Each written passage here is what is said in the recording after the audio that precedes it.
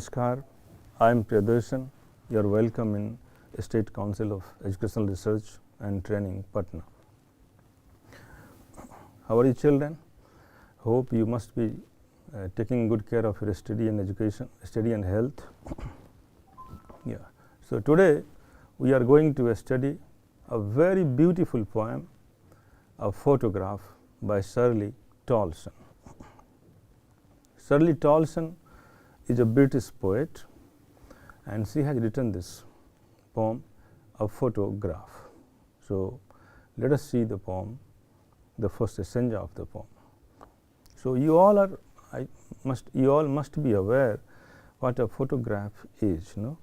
A photograph, in fact, after certain time period, after certain years, it becomes a good source of memories. तो photograph से आप सभी बखूबी परिचित होंगे। फ़ोटोग्राफ जब लिया जाता है और उसके कुछ सालों बाद वह एक यादगारी का काम करता है। उसी यादगारी के बारे में, उसी यादगार लम्हों को फ़ोटोग्राफ कैप्चर करता है और यह कविता उसी पर आधारित है। यह एक बहुत ही खूबसूरत कविता है, शर्ली टॉल्सन ने इसे लिखा है। So let us see the first stanza of the poem.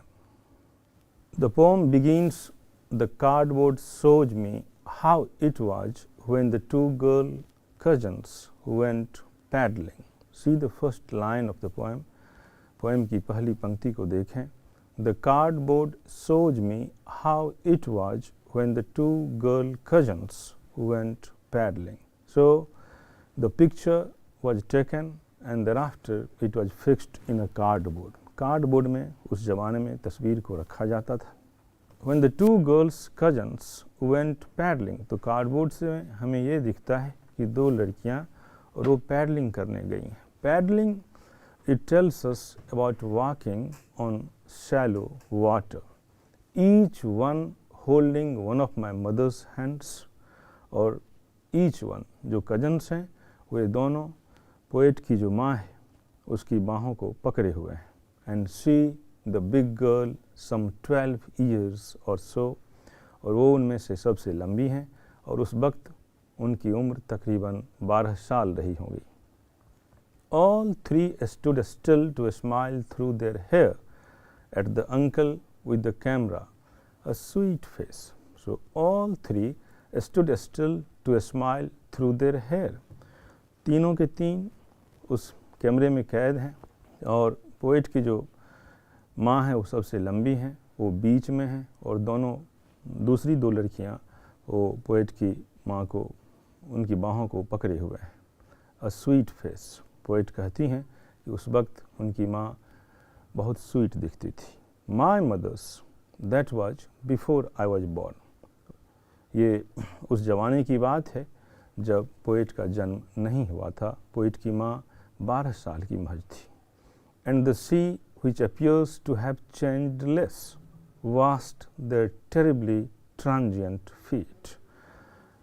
And the sea which appears to have changed less, और वो सी समंदर जो बहुत कम बदला है, have changed less washed their terribly transient feet, और feet को यहाँ terribly transient कहा गया है। ट्रांजिटरी जो होता है, जो चीज़ बहुत जल्दी बदल जाता है, something which changes frequently you can say, or something which is not permanent, which is impermanent or temporary.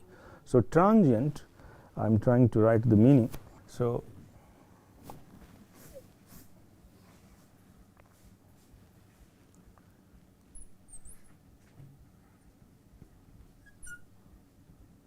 terribly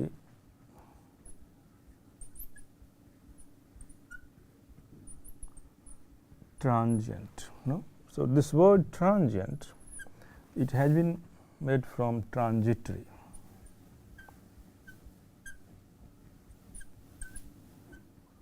Transitory means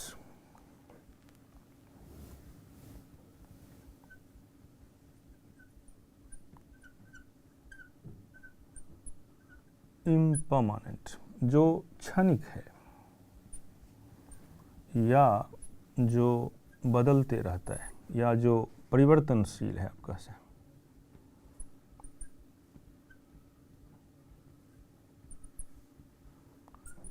जो परिवर्तनशील है, जो बदलते रहता है.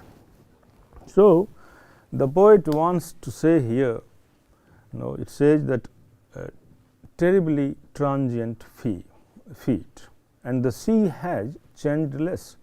समंदर बहुत कम बदला है. यहाँ हमें यह जानना चाहिए कि the poet wants to tell us about the eternal nature of the or about the immortal nature of the sea. Poet हमें यहाँ जो परमानेंट नेचर है, जो ट्रांजिटरी नहीं है, जो परमानेंट नेचर समंदर का है, उसके बारे में कहता है. That is eternal, that is immortal and the human life is mortar. तो इंसान की जो ज़िंदगी है वह क्षणिक है, आप कहें, वह इम्परमानेंट है. सो ह्यूमन लाइफ और ह्यूमन बीइंग इज मोर्टल. इंसान मरणशील है, ज़िंदगी ख़त्म हो जाती है. लेकिन जो समंदर है वह बहुत कम बदला है. So it shows the eternal nature of the sea, the immortal nature of the sea. तो समंदर यहाँ परमानेंसी को दिखाता है, जो बहुत कम बदला है. और पोएट की जो माँ है, जो उस समय सिर्फ 12 साल की थी, उनमें काफ़ी कुछ परिवर्तन आ चुका है. तो ये जो फोटोग्राफ है ये यहाँ सिग्निफाई करता है, ये हमें बताता है कि 2 लड़कियाँ हैं, कजन्स हैं, वो अंकल के साथ बीच की जर्नी के लिए जाते हैं, वो समुद्र की वहाँ घूमने जाते हैं.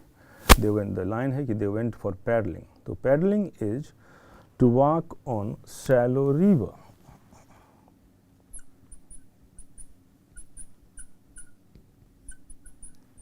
Paddling is to walk on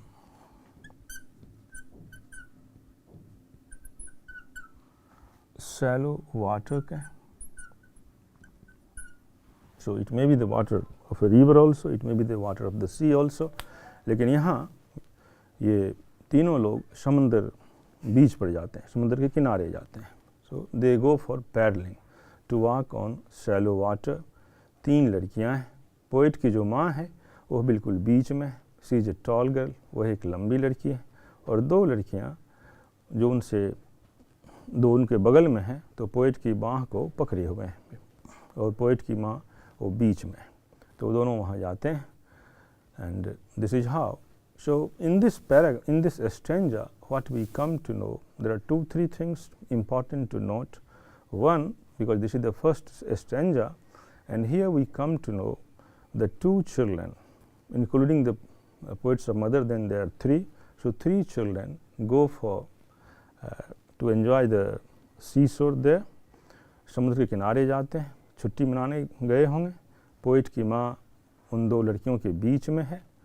और आखिरी लाइन जो पोएम का है, स्टेंजा का है, तो उसमें पोइट ये दिखाना चाहता है कि जो समंदर है वह इमोर्टल है, वह अमरणशील है. समुद्र में बहुत कम परिवर्तन आया है, लेकिन पोइट की माँ की ज़िंदगी में, उनकी उम्र में बहुत कुछ बदल चुका है. So this shows us the temporary nature of human life. इंसान की मरणशीलता पर भी यह स्टेंजा प्रकाश डालता है. और जो प्राकृतिक चीज़ें हैं, जैसे समंदर है, पहाड़ है, ये इनकी ज़िंदगी बहुत बड़ी होती है, तो इनकी अमरणशीलता, इनकी अपरिवर्तनशीलता पर भी यह लाइन प्रकाश डालता है. तो let us see the second stanza of the poem. Now the second stanza begins some 20-30 years later, तकरीबन 20-30 साल बाद. She would laugh at the snapshot. बच्चों, you can identify who is she here. अब यहाँ आप पहचानने की कोशिश करें. जब पोएट लिखती है कि she would laugh at the snapshot, तो who is she? तो obviously she is the mother of the poet. तो अब बहुत साल बीत चुके हैं, 20-30 साल बीत चुके हैं. पोएट की माँ, अब पोएट का जन्म भी हो चुका है. तो अब वो फ़ोटो को दिखाती हैं. Some 20-30 years later, और वो हंसती हैं उस फोटो को देखकर, उस फोटोग्राफ को देखकर। She would laugh at the snapshot, उस स्नैपशॉट को देखती हैं और हंसती हैं। सी बेटी and Dolly, these two cousins, ये दोनों कजन्स हैं, बेटी एंड डॉली, दो गर्ल्स हैं, कजन्स हैं। She would say and look how they dressed us for the beach, और ज़रा देखो कि हम लोगों को किस तरह के कपड़े पहनाए गए हैं, और उसके बाद वो लोग हमें बीच पर ले गए हैं। तो बीच पर जाने के लिए किस तरह के कपड़ों को पहनाया गया है। The C holiday was her past, poet कहती हैं कि the C holiday was her past. फिर यहाँ सवाल आता है किसका पास्ट? ये सी हॉलीडे जो समुद्र किनारे छुट्टी मनाने के लिए लोग जाते हैं, ये किसका पास्ट है, ये किसका अतीत है? तो ऑब्वियसली यह अतीत पोएट की माँ का है। माइन इज हर लाफ्टर, और मेरे लिए अतीत क्या है? उसकी हंसी है मेरे लिए अतीत। Both re with the levered ease of loss, both re with the levered ease of loss. So no it's quite ironical, यह एक विनम्रता युक्त बात है दोनों के लिए, क्योंकि जो हंसी है वह पोएट का अतीत है, और जो सी हॉलीडे है वह पोएट की माँ का अतीत है। तो इस तरह से जो दूसरा स्टेंजा है, हमें वह भी फोटोग्राफ के बारे में ही, फोटोग्राफ की पोएट की जो माँ है उनके अतीत की ज़िंदगी पर प्रकाश डालता है। और पोएट कहती हैं कि किस तरह से पोएट की माँ को और उन दो कजन्स को कपड़े पहनाए गए थे छुट्टी मनाने के लिए जब वो समुद्र किनारे गए हुए थे। So this is how the second stanza ends. Some 20-30 years later, she would laugh at the snapshot. So when the mother was alive, she used to laugh at the snapshot. 20-30 years later, see Betty and Dolly. नहीं, वो कहती है कि देखो बेटी and Dolly, she would say, and look how they dressed us for the beach. The sea holiday was her past. यह एक बहुत इम्पॉर्टेंट लाइन है। The sea holiday was her past. समुद्र किनारे छुट्टी मनाने के लिए जब वो लोग गए हैं, यह उनकी माँ का पास्ट है, अतीत है, और मेरे लिए उसकी हंसी अतीत है। तो यह लाइन हमें बताता है कि उसकी माँ अब इस संसार में नहीं रही है। Both re with the levered ease of loss, और यह एक विडम्बना युक्त बातें हैं कि समुद्र किनारे की छुट्टी उनकी माँ के लिए उनका अतीत था, और मेरे लिए उनकी हंसी अतीत है। इस तरह से पोएट कहती हैं। Now let us see the third stanza. Yeah. So now she has been dead nearly as many years as that girl lived. Now she had been dead nearly as many years as that girl lived. अब see in the photograph हमें पता चला कि उस समय उसकी माँ की उम्र जब फोटोग्राफ लिए गए होंगे तो उस समय उनकी उम्र तकरीबन 12 साल की थी, और उतने ही साल अब बीत गए हैं उनके इस संसार से विदा हुए। And of this circumstance there is nothing to say at all, और इस सिचुएशन के लिए, इस परिस्थिति के लिए कुछ भी नहीं कहा जा सकता है। इट्स साइलेंस साइलेंसेज, इसकी चुप्पी बिल्कुल हमें चुप कर देती है। It's silence silences. अब there is silence, silence because the poet's mother is not there, she is gone, and the poet is speechless. So these two words, how important, no, how significant these two words are. ये दो शब्द कितने महत्वपूर्ण हैं। It's silence, silences, silence, silences. Silence का मतलब चुप्पी होता है, एक तरह की शांति है।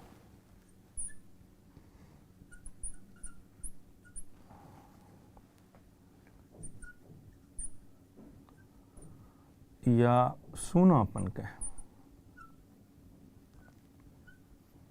एक तरह का सूनापन है। तो पोएट की माँ इस संसार से विदा हो गई। सो सी क्रिएटेड अ वैक्यूम, उन्होंने एक सूनापन कर दिया, एक सूनापन क्रिएट किया, और पोएट इन तमाम बातों पर स्पीचलेस है, वह कुछ कह नहीं सकती है। तो this is how the poem concludes, but I would like to see once more the poem so that we can have some literary devices, we can know some literary devices. कुछ हम literary device को देख लेते हैं कि इस poem में literary device का कहाँ कहाँ प्रयोग हुआ है. So let us see the literary devices in the poem used. It's very important. ये बहुत महत्वपूर्ण होता है बच्चों, क्योंकि 1 मार्क्स का एक लिटरेरी डिवाइस तो पूछता ही पूछता है. So the card would show me how it was when the 2 girls' cousin went paddling, each one holding on one of my mother's hand, and see the big girl, some 12 years or so, all 3 stood still. अब see the word stood still. Stood still. अब यहाँ देखें तो ये first letter consonant है और दूसरा letter भी कॉन्सोनेंट है. सेम लेटर रिपीट हो रहा है, तो इन्हें आप एलिटरेशन कहेंगे. जब 2 कॉन्सोनेंट लेटर 2 वर्ड्स में सेम लेटर जो रिपीट हो, इन्हें आप एलिटरेशन कहेंगे. So this is how the poet has used alliteration in these 2 terms.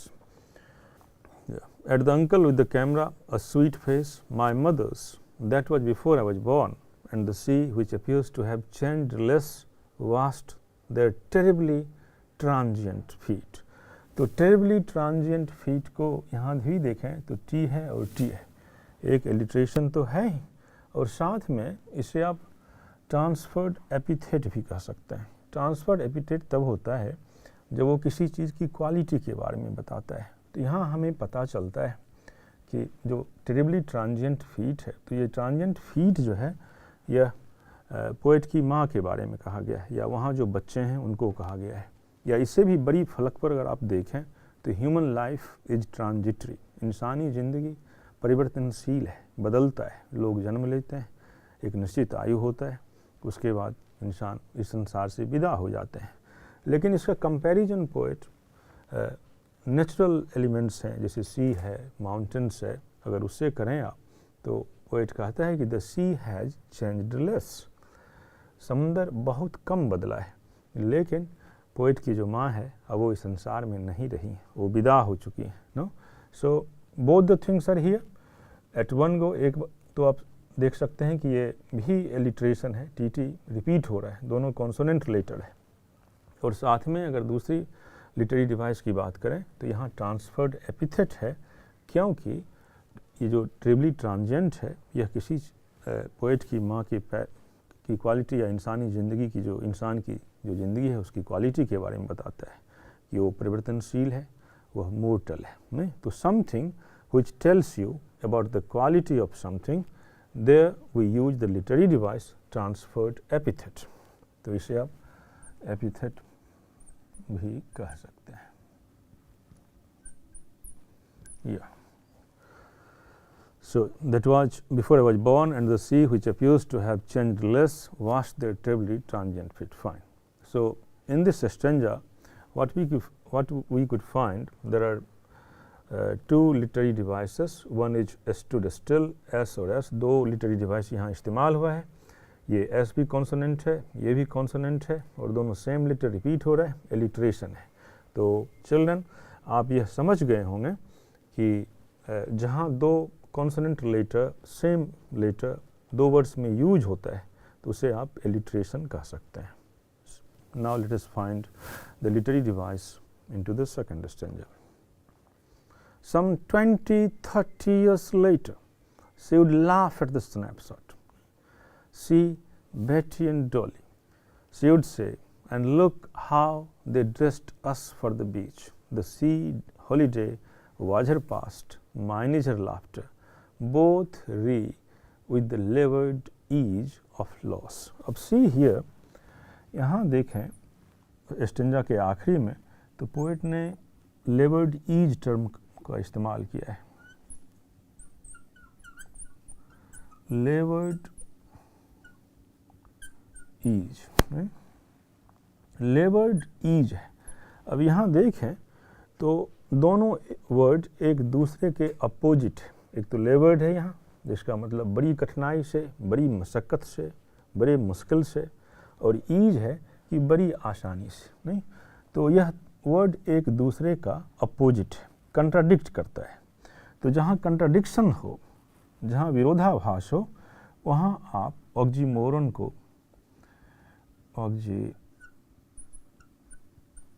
Oxymoron का इस्तेमाल होता है। तो यहाँ पोइट ने बड़े खूबसूरती के साथ ऑक्सीमोरन का इस्तेमाल किया है। ऑक्सीमोरन भी एक लिटरेरी डिवाइस है और जहाँ जो दो टर्म्स एक साथ होते हैं और दोनों टर्म एक दूसरे को कंट्राडिक्ट करते हैं। जैसा कि मैंने बताया, लेवर्ड है बड़ी कठिनाई से और ईज है बड़ी आसानी से। तो यहाँ पोइट ने जो जिस लिटरेरी डिवाइस का प्रयोग किया है वह ऑक्सीमोरन है। Now let us find in the third stanza. Yeah, so now she has been dead nearly as many years as that girl lived. No? So in the beginning we came to know 12 years and so 12 years have passed. 12 साल बीत गए उनकी मृत्यु का, poet की माँ की मृत्यु का। And of this circumstance there is nothing to say at all. It's a silence. Silence is silence.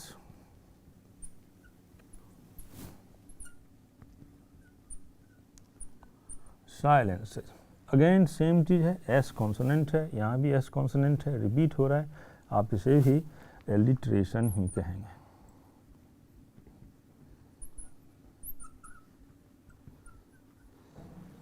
So this is how children, we have finished the poem and let us have a look once more.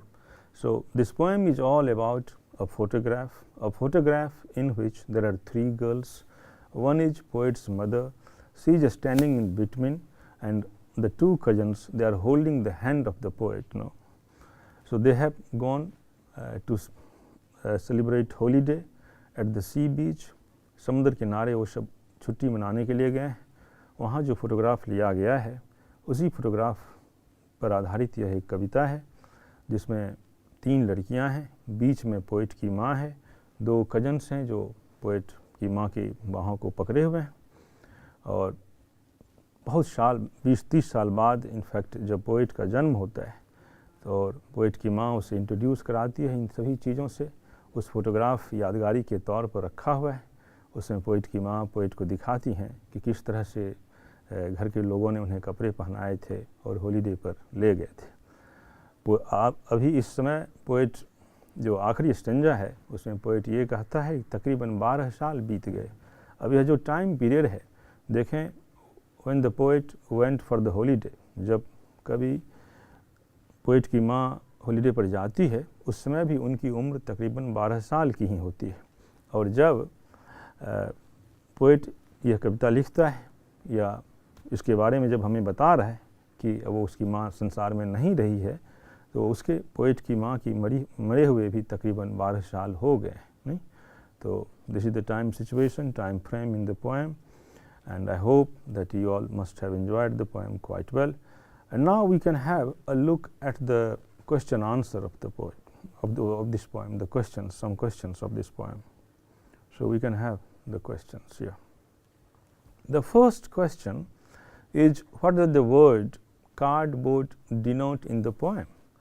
Cardboard poem में क्या denote करता है, क्या बताता है? Why has this word been used? No? यह इस word का पोएट ने क्यों प्रयोग किया है? सो चिल्ड्रन सी, जरा देखें जो क्वेश्चन था कि what does this cardboard denote, no? तो what does the word cardboard denote in the poem? Cardboard poem में क्या डिनोट करता है, क्या दर्शाता है? Why has this word been used, इस शब्द का प्रयोग क्यों हुआ है? तो आंसर देखें कि the cardboard denotes the photographs, नहीं, कार्डबोर्ड इनफैक्ट उस फोटोग्राफ को ही दर्शाता है, of the three children, जिसमें 3 बच्चे हैं, who went for a sea holiday, जो सी हॉलीडे के लिए जाते हैं, समुद्र किनारे छुट्टी मनाने के लिए जाते हैं। यह कार्डबोर्ड यही दर्शाता है कि वो 3 लड़कियां फोटोग्राफ में हैं और समुद्र किनारे छुट्टी मनाने के लिए जाते हैं। दूसरा जो पार्ट है कि why this word has been used, तो cardboard, this word has been used to refer the past time when the poet's mother was a 12 years old girl, नहीं, क्योंकि कार्डबोर्ड वो गत्ते का बना होता है। पहले ज़माने में लोग उसमें एक फ़ोटो फ्रेम की तरह होता है जिसमें लोग फोटोग्राफ्स रखते थे। तो यह पास्ट टाइम को दर्शाता है, बीते हुए दिन को दर्शाता है जब उनकी माँ महज 12 साल की एक लड़की थी। So the second question is what has the camera captured? नहीं, तो कैमरा ने क्या कैप्चर किया? तो इट्स क्वाइट ईजी, आप भी गेस कर सकते हैं कि कैमरा क्या कैप्चर कर सकता है। कैमरा तो सिर्फ फोटोग्राफ को कैप्चर करता है, नहीं। So here the easy answer is the camera has captured the photographs of the 3 young girls who went for a C holiday. नहीं, 3 लड़कियों की तस्वीर है जो सी हॉलीडे मनाने के लिए गए हैं या हॉलीडे मनाने के लिए समुद्र किनारे गए, उनको यह कैमरा कैप्चर करता है, मतलब उनका फ़ोटोग्राफ्स कैमरा लेता है। लेकिन उसके साथ एक इम्पॉर्टेंट बात ये भी है, क्योंकि यह एक पोएम है और पोएम में हर चीज़ के कई मायने होते हैं। तो यहाँ देखें, it's quite literal thing that the camera has captured the photographs of 3 young girls. कैमरे ने 3 यंग गर्ल्स के तस्वीर लिए, लेकिन उसके अलावा it has also captured the time frame which has become the part of the poet's memoirs। नहीं, यह उस वक्त को ही कैद करता है जो कवित्री के यादगारी का हिस्सा बनता है।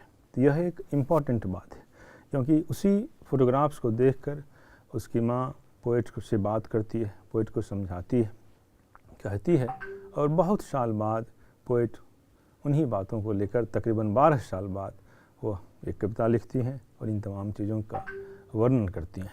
तो this is how the camera has captured the photographs of the 3 young girls who went for a C holiday. It has also captured the time frame which had become the part of the poet's memoirs. So this is how the second answer is over. So third question is what has not changed over the years? इन वर्षों में आखिरकार क्या नहीं बदला? Does this suggest something to you? ये question है कि what has not changed over the years? Does this suggest something to you? तो इन तमाम वर्षों में क्या चीज़ नहीं बदला और ये हमें क्या दिखाता है? क्वेश्चन ये था कि what has not changed over the years? इन बीते वर्षों में क्या नहीं बदला है? Does this suggest something to you? क्या यह आपको कुछ बताता है? तो बिल्कुल बताता है और बदला भी बहुत कुछ है। The sea hasn't changed in these years. इन तमाम बीते वर्षों में समंदर थोड़ा भी नहीं बदला है।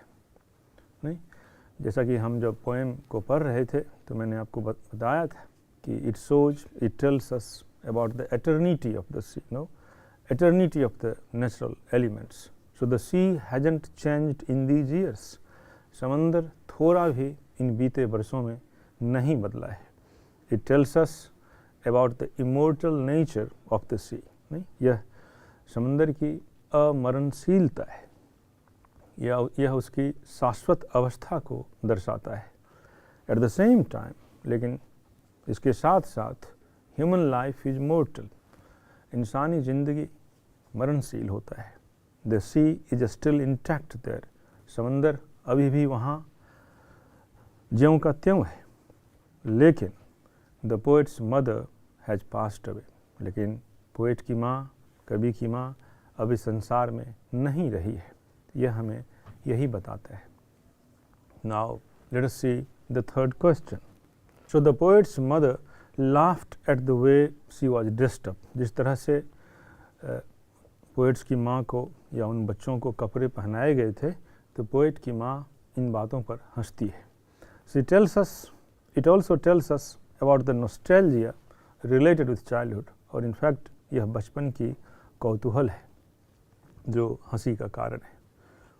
So we can see the fourth question. So what is the meaning of the line both re with the levered ease of loss? Both re with the levered ease of loss. Yeah. So अब इस line का क्या मतलब है कि both re with the levered ease of loss? तो मतलब उसका ये है, what is the meaning of the line both re with the levered ease of loss? नहीं, इस लाइन का क्या मतलब है? बोथ, दोनों घटनाओं की बात करता है इसमें। The C holiday was the past of the poets mother, वह छुट्टी समुद्र किनारे जो मनाने गए थे तो वह it was the past of the poets mother, poet के माँ के अतीत की घटना है यह। And the laughter was the past of the poet, और जो पोइट की माँ उस स्नैपशॉट पर, उस फोटोग्राफ पर हंसती है, यह पोइट का अतीत है, यह कवित्री का अतीत है। It was really difficult for the poet to forget, और यह पोइट के लिए बहुत मुश्किल है इसे भुला पाना, क्योंकि आखिरकार ये उसकी माँ है जो हंसी थी। Though both the incidents are the matter of the past, यद्यपि दोनों घटनाएं अतीत की हैं, लेकिन उसे भुला पाना पोइट के लिए बहुत मुश्किल है। Yeah, let us see the next question. So, the next question, sixth question is, what does this circumstance refer to? यह परिस्थिति हमें क्या बताता है? The circumstance, जिस परिस्थिति की बात पोइट करता है कि what does this circumstance refer to? यह circumstance किस चीज़ की ओर इंगित करता है? So, the poet is remembering या recalling the past. पोइट अतीत को याद करता है, पोइट अतीत की झरोखे में जाता है। It's a sad moment for her, यह उसके लिए उदासी का पल है। She can't bring back the past, वह अतीत को पुनः वापस नहीं ला सकता है। So the three stanzas depict three different phases, what are they? नहीं, तो ये जो तीन स्टेंजा है ये तीन चीज़ों को दर्शाता है। वो क्या है? The first stanza describes the cardboard in which three girls have gone for a C holiday. नहीं, ये फर्स्ट स्टेंजा में तो ये तीन लड़कियां जो हॉलीडे पर जाती हैं उनके बारे में है। The second stanza deals with the process of photography, जिसमें उसके अंकल हैं जो फोटोग्राफ्स लेते हैं, लेकिन उससे भी इम्पॉर्टेंट ये है कि it more importantly includes the dialogue between the poet and her mother, कि पोइट तकरीबन 20-30 साल बीत चुके हैं और पोइट अपनी माँ से बात करती हैं, जिसमें उसकी माँ फोटोग्राफ्स वगैरह को दिखाती हैं। The third about the demise of the poets mother, और तीसरे में पोइट अपनी माँ के मृत्यु के बारे में बात करती हैं। So children, we have gone into the nitty-gritty of this poem, threadbare analysis we have done. We have dealt all the answer questions, literary devices, difficult word meanings. So hopefully you must have enjoyed the lesson, and we shall meet in the next episode with some new interesting chapters. Till then, goodbye, namaskar.